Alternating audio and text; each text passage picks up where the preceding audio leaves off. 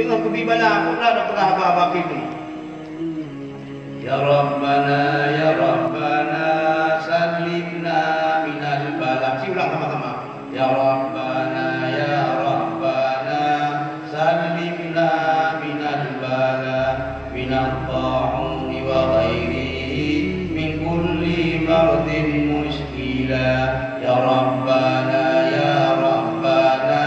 ighfir lana dhunubana bibarakati hurmati sayyidina Muhammadin nabiyina.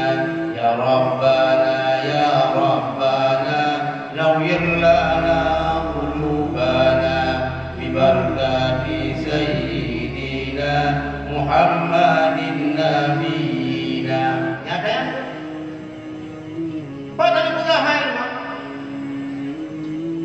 belah Allah kumun coronanya bab buh dia. Anak ini beta Allah ku belahnya baru prek-prek lagi urung mat lagi mana kena tahu. Mesti Allah nak kumun coronanya beta udah ilang mana dari ku. Allah ku belah mana prek-prek. Prek-prek lagi mana kena tahu.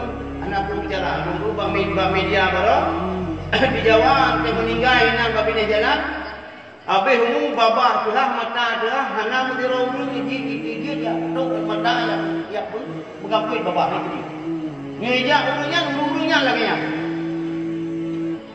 Maka cara satu-satunya ini urung iman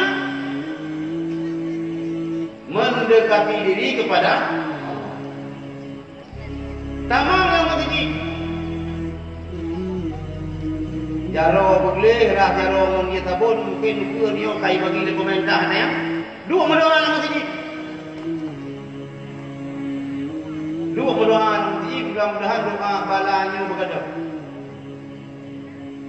Yang pujayan kaji neraka sama dengan apa dua kampung kali kumur. Insyaallah nyanyi saja Pak.